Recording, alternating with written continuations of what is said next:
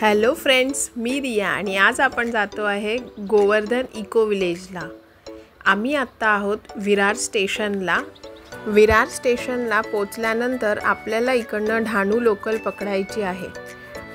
विरारवरून ढाणू local पकडल्यानंतर आपल्याला पालघर स्टेशनला उतरावं लागेल। ढाणू लोकल विरार स्टेशनवरून सुटणारी पण आहे। जर तुम्ही मुंबईवरून येत असाल तर तुम्हाला डायरेक्ट ढाणू लोकलसुद्धा मिळेल। पालघर स्टेशनला उतरल्यानंतर आपल्याला वेस्टला बाहेर पडायचं आहे।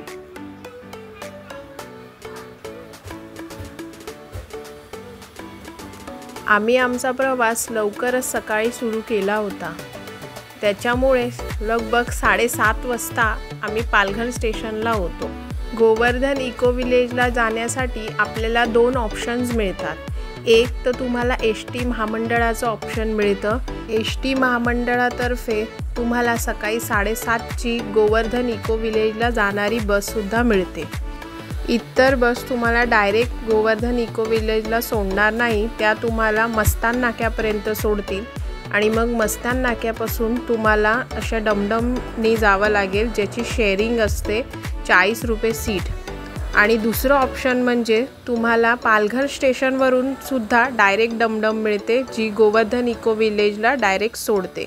तिथून तुम्हाला चार्जेस आहे 100 रुपये पर पर्सन। ही गोवर्धन इको विलेजची एंट्री आहे। इथे आल्यानंतर तुम्हाला काहीही तिकीट किंवा कसलेही चार्जेस भरावे लागत नाही। पूर्ण आत फिरण्यासाठी फ्री आहे, कसलीही तिकीट लागत नाही। इथे तुम्हाला ऑप्शन पण आहेत। जर तुम्ही स्टेसाठी येत असाल तर तुम्हाला इकडे ह्या ऑफिसमध्ये चौकशी करावी लागेल। इकडनंच तुम्हाला रूम्स मिळतात। 1500 रुपये चार्जेस आहेत काहीतरी रूमचे, स्टार्टिंग चार्जेस। ते तुम्ही मग कसे रूम्स घेता त्याच्यावरती पुढे डिपेंड आहे। आणि गेस्टला नेण्यासाठी या अशा त्यांनी कार्स बनवलेल्या आहेत, जेणेकरून त्यांना सुविधा देता यावी। इथे अशा प्रकारचे मॅप्स लागलेले आहेत, बोर्ड्स लागलेले आहेत जागे जागेवर, जेणेकरून आपल्याला प्रत्येक पॉईंट कळतं की आता आपण कुठे जातोय आणि आपल्याला पुढे कुठे जायचे पॉईंट्स राहिलेले आहेत। इकडनं थोड्याच अंतरावर पुढे आल्यानंतर आपल्याला ही गौशाळा दिसते। ह्या गौशाळेत आल्यानंतर आम्ही देखील थोडंसं गाईला चारा घातला। इकडे येऊन तुम्हाला गौसेवा करायची सुद्धा संधी मिळते। तुम्ही इकडनं 10 रुपये बंडल असा विकत घेऊन चारा गाईला खाऊ घालू शकता।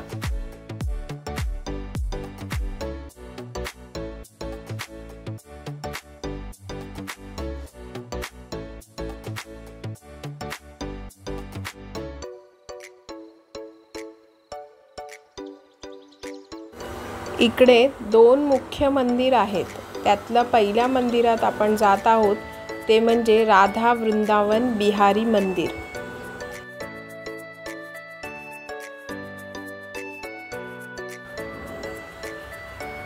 या मंदिरात आल्यानंतर मथुरेला आल्यासारखं वाटतं। अगदीच खूपच सुंदर असं ह्याचं इंटिरियर केलेलं आहे, लाकडी काम केलेलं आहे। छतावरती वेगवेगळ्या प्रकारचे श्रीकृष्णाच्या लीला दाखवल्या गेलेल्या आहेत।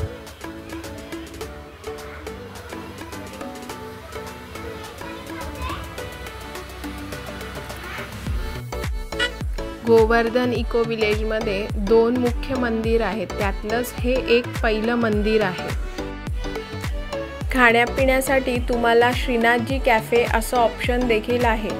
तुम्ही लवकर सकाळी येत असाल तर तुम्हाला ब्रेकफास्ट इकडनं करता येतो आणि दुपारी तुम्ही इथे थाळी जेवणसुद्धा असते, ते पण तुम्ही जेवू शकता। पण ह्या कॅफेमध्ये सर्व काही चार्जेबल आहे। आता आपण जाऊया इकडच्या दुसऱ्या मेन मंदिरला, ते म्हणजे मदन मोहन मंदिर।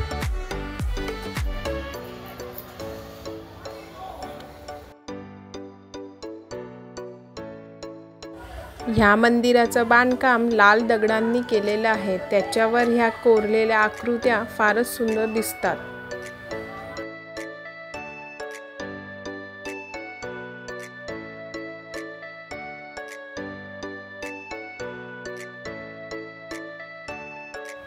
इकडे असलेली ही श्रीकृष्णाची मूर्ती खूपच सुंदर दिसते।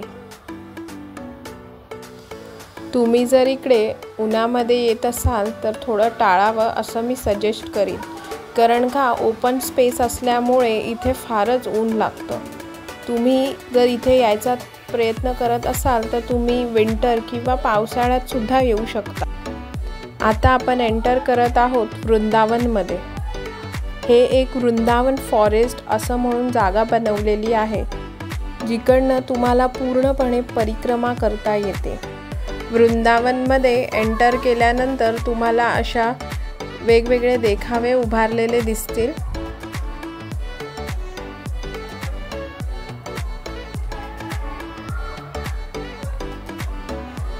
इथे लहानपणी राधा राणी आणि श्रीकृष्ण एकत्र भेटले होते रावलला, त्याचा देखावा उभारण्यात आलेला आहे। हा पूर्ण वृंदावन फॉरेस्टचा मॅप आहे।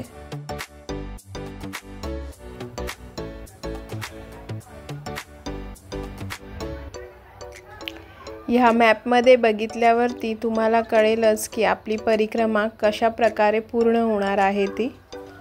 इकडे एकाच ठिकाणी तुम्हाला मथुरा, वृंदावन, यमुना नदी, भावन तसंच बरसाना, नंदगाव इथून पूर्ण तुम्हाला बघता येऊ शकते। ज्या प्रकारे तिकडे गाव आहेत किंवा तिकडे जशा प्रकारचे मंदिरं आहेत त्यातलेच छोटे देखावे इकडे बनवण्यात आलेले आहेत।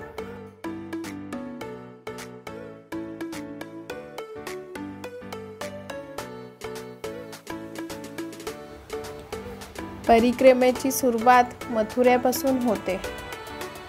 मथुऱ्याला जन्मभूमी म्हणजेच श्रीकृष्णाचा जिथे जन्म झाला ती जेल इकडे बनवण्यात आलेली आहे।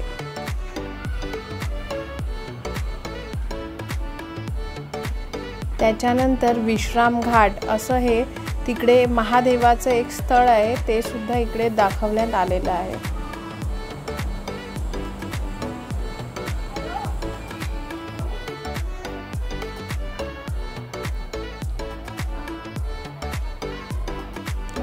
इकडनं पुढे वळताना तुम्हाला हे हिरवीगार झाडं बघत जाताना खूपच मजा येईल।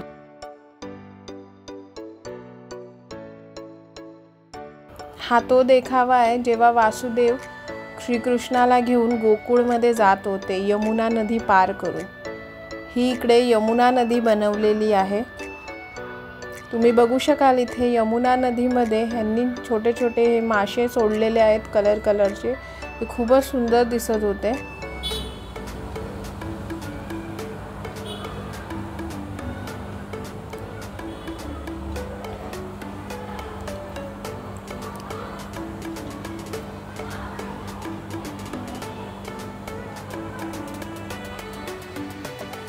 आता आपण एंट्री करतोय महावनमध्ये।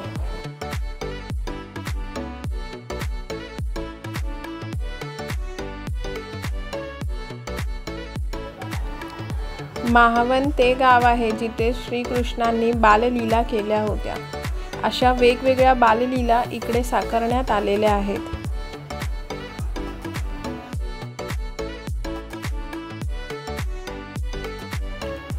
ह्या ज्या यमुना पलीकडे जे हे घाट बनवलेलं आहे तिकडे ही संध्याकाळी यमुना आरती देखील होते।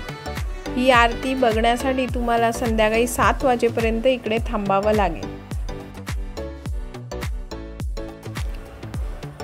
असे सगळे छोटे देखावे बघता तुम्हाला 2 तास कधी जातील कळणार सुद्धा नाही।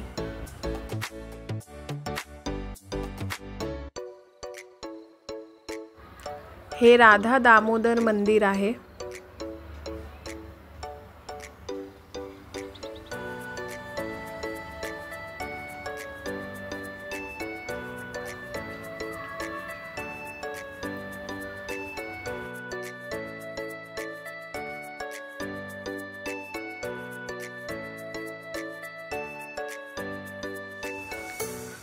इथे आल्यानंतर तुम्हाला गोवर्धन पर्वताचं दर्शन देखील होते।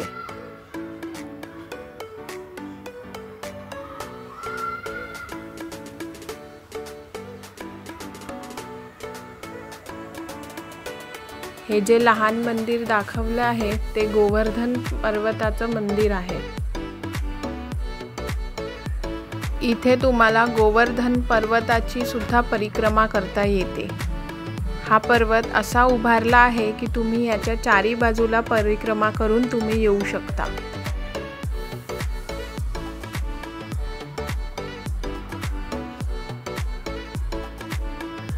तुम्ही जेव्हा गोवर्धन पर्वताची परिक्रमा कराल त्याच वाटेवर तुम्हाला हे सगळं दिसेल।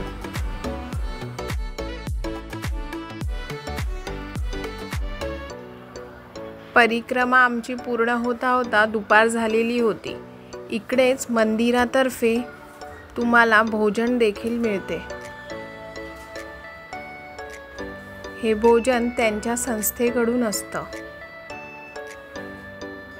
याचबरोबर जर तुम्हाला मथुरेच्या रमण रेती, म्हावन, 84 खंबा जेथे कृष्णाचा जन्म झाला, जिथे ते लहानाचे मोठे झाले, ह्या सगळ्या व्हिडिओ बघायचे असतील तर माझ्या चॅनलवर त्या अवेलेबल आहेत।